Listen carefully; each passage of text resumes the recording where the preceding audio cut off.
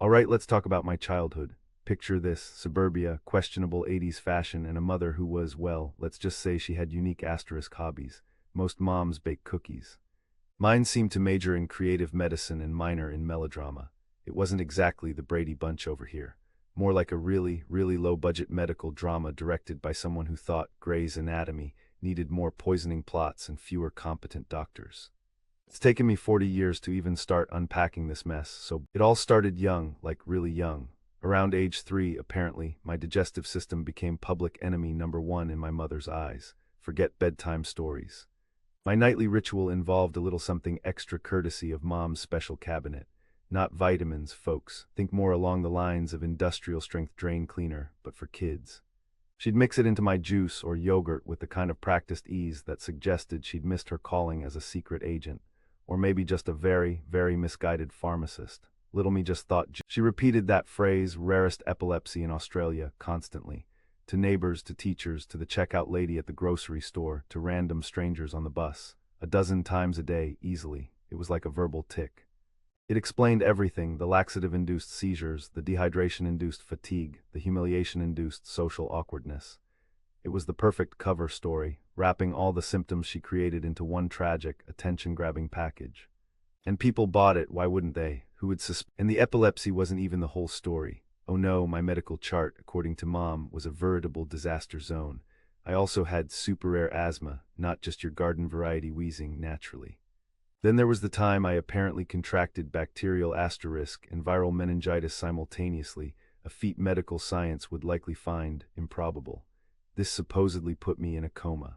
Conveniently, this happened when I was too young to have clear memories, making it another brick in her wall of fabricated tragedy.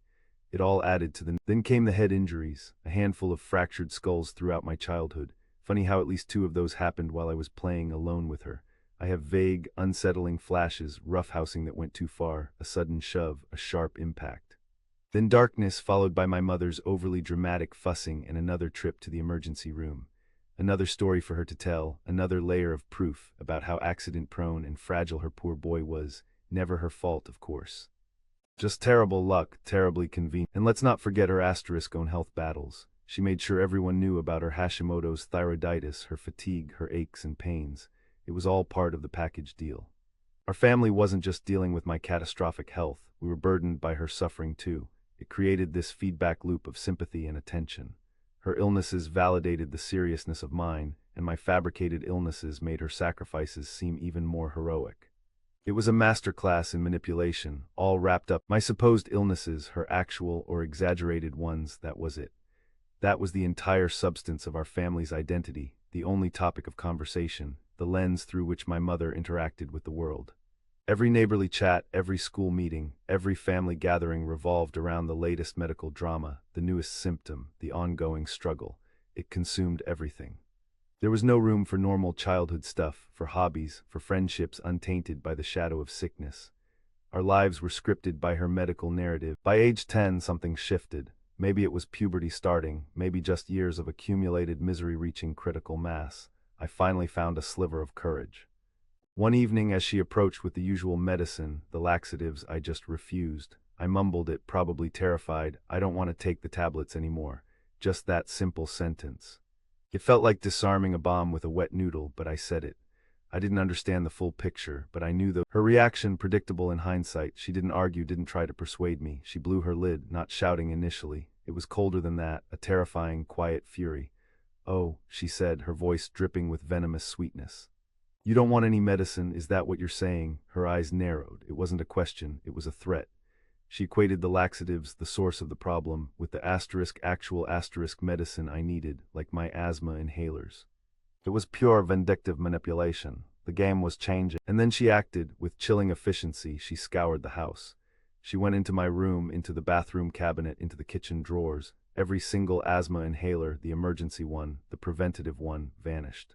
Puffers, spacers, nebulizer masks, all gone. "That's what you said," she declared, holding up an inhaler before making it disappear into a bag. "You don't want any asterisk medicine." It was punishment, pure and simple. Refuse the poison, lose the lifeline. The cruelty was breathtaking. She was willing to risk my life. So began a new chapter of hell. The nightly laxative-induced torture stopped, but now I face severe asthma attacks, which, remember, happened almost nightly anyway, likely exacerbated by the chronic gut inflammation, completely alone and unmedicated. Imagine being 10 years old, waking up unable to breathe, your chest tightening like a vice, and knowing there is absolutely no help coming. No inhaler, no rescue, just the desperate, terrifying fight for air. My mother, presumably, learning to deal with asthma attacks without medication isn't really learning, it's just surviving, or not. My technique usually involved trying to stay calm, impossible, controlling my breathing, also impossible when you can't breathe, and sometimes, honestly, just passing out. Losing consciousness became a grim kind of relief, a biological off-switch when the struggle became too much.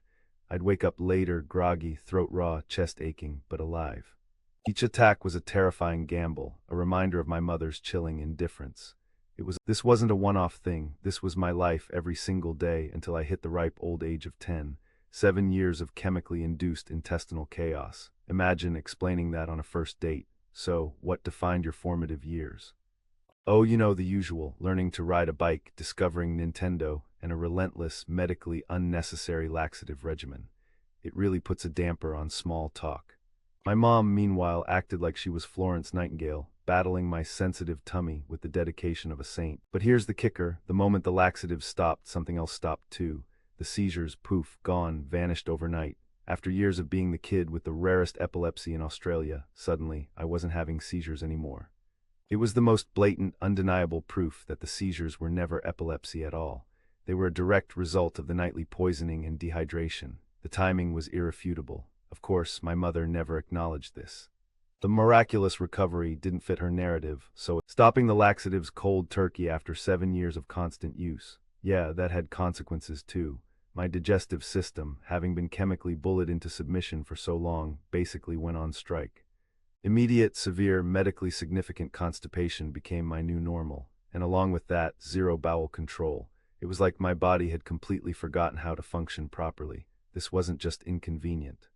It was painful and deeply embarrassing, especially heading into my teenage. This constipation wasn't a short-term issue. It lasted for the next decade. 10 years of doctor's visits, real ones this time, invasive tests, mortifying procedures, and endless frustration. My gut was completely messed up.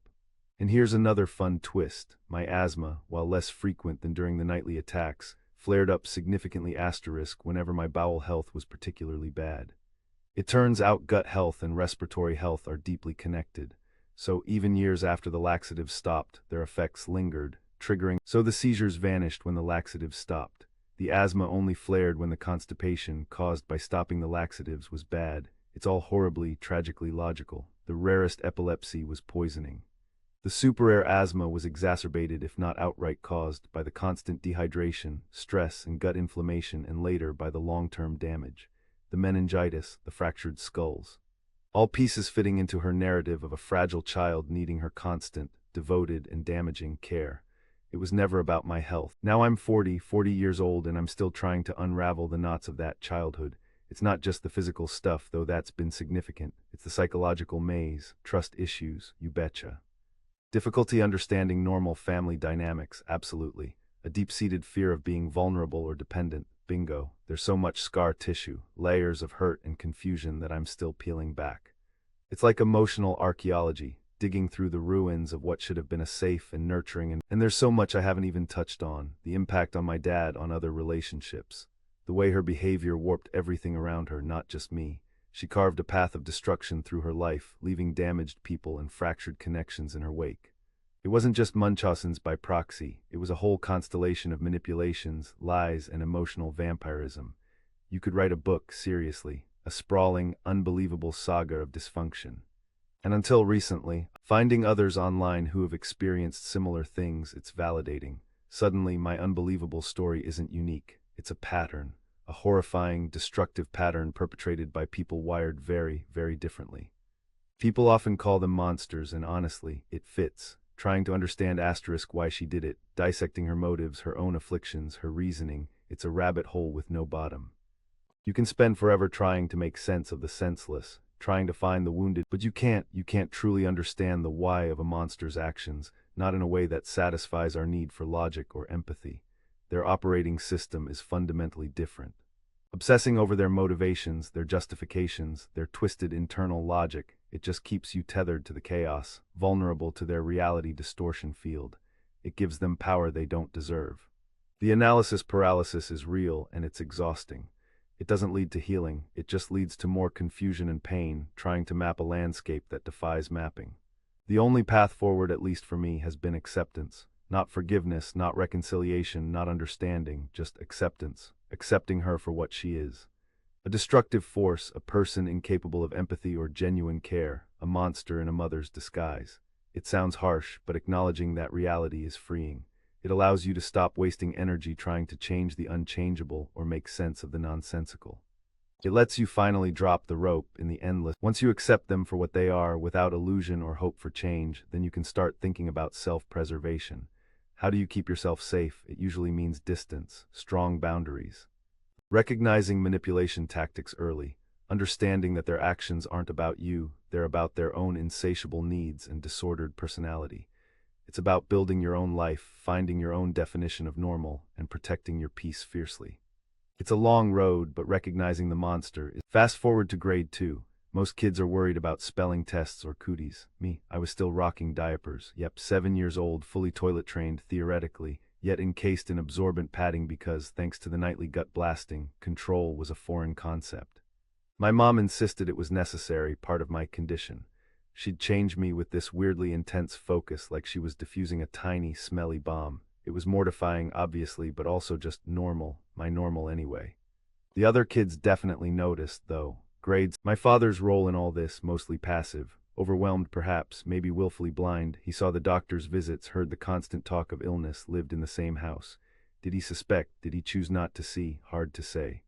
He wasn't the active abuser, but his inaction enabled it. It's another complicated layer. The dynamic between them, the allowances made, it's a quiet sort of complicity that's hard to untangle.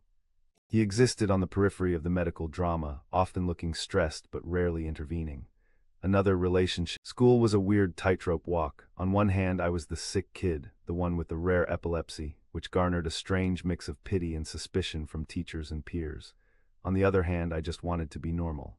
Play sports hard with induced weakness and asthma, make friends hard when you're constantly tired or leaving for appointments, keep up with schoolwork hard when you're exhausted and dealing with nightly trauma.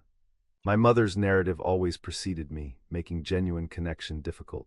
I was defined by my illness before I even. The financial cost must have been significant too. All those doctor visits, some likely unnecessary, tests, the occasional ER trip for those accidents. Where did the money come from? Did insurance question the sheer volume of claims? Did she exaggerate symptoms to doctors purely for the paper trail? It adds another dimension to the deception, potential medical fraud layered on top of the abuse. Just another way the obsession manifested, consuming resources as well as well-being. It wasn't just my body. Looking back, the lack of intervention is staggering. Teachers, doctors, neighbors, family, friends, they all heard the stories, saw some evidence, my fatigue, the accidents. But Munchausen's by proxy thrives in the gap between suspicion and certainty. It preys on people's unwillingness to believe a mother could do such things. Her performance of devoted care was convincing enough to sow doubt, to make people rationalize away their concerns. She's just anxious, she's overprotective, kids asterisk are clumsy. So yeah, that's the long, messy, unbelievable but true story. From laxatives and fabricated epilepsy to engineered asthma attacks and a lifetime of fallout. It's a heavy load, and unpacking it is a work in progress, even at 40. But talking about it, sharing it, framing it with the dark absurdity it deserves, it helps, it takes some of the power back, and maybe, just maybe, it helps someone else recognize the monster hiding in plain sight, because they are out there. And the dolls, my God, the dolls, our house was overrun with them. Baby dolls specifically, lifelike ones, and my mother wasn't just collecting them, she was carrying asterisk for them, obsessively. Changing their tiny plastic diapers, rocking them, cooing at them. It was like a miniature, creepy maternity ward. She'd explain to anyone who'd listen how asterisk good she was at it. See, proof, she's a natural caregiver. Looking back, it's painfully obvious she was practicing, projecting her need to be needed onto these inanimate objects while actively harming her actual child. Beyond the diapers and dolls, there was her media diet, forget sitcoms or game shows. Mom was a connoisseur of crime, specifically murder shows, even more specifically, poisoning episodes. She devoured them. Dateline 2020, any cheesy crime reenactment show, If someone kicked the bucket via arsenic in their tea, she was glued to the screen, taking mental notes probably. Her favorite books, you guessed it. Agatha Christie, Dorothy L. Sayers, anything where poison was the weapon of choice. It wasn't just entertainment, it felt like research. The physical effects were not subtle. Constant laxative use equals constant dehydration. I was always thirsty, not just, oh, I could use a drink, thirsty, but Sahara Desert level parched. But drinking was a trap, more than a tiny sip, maybe a quarter of a glass, and the clock started ticking. 10 minutes tops before my chemically ravaged bowels would betray me. So I lived in a perpetual state of thirst, choosing dehydration over the humiliation of an accident. It's a terrible choice for anyone, let alone. Nighttime was the main event. The laxatives usually kicked in hours after the dose, typically in the dead of night.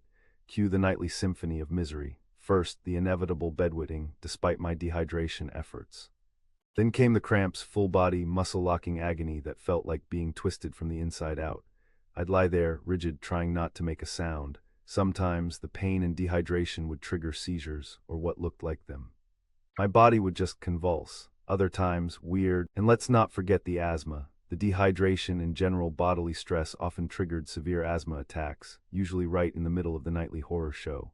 So picture this. Soaked bed, writhing in cramps, maybe seeing things that aren't there, an asterisk also fighting for breath.